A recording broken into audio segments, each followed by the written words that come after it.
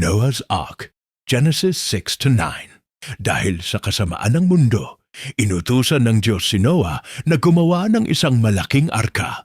Kasama ng kanyang pamilya at iba't ibang hayop, sila ay iniligtas mula sa malaking baha.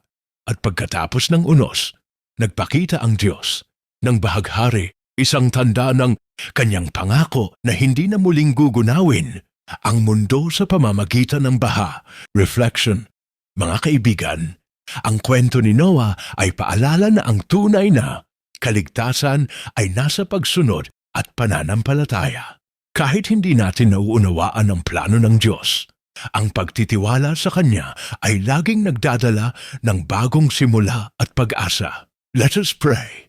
Panginoon, turuan mo kaming magtiwala at sumunod sa iyo kahit mahirap intindihin ang iyong plano.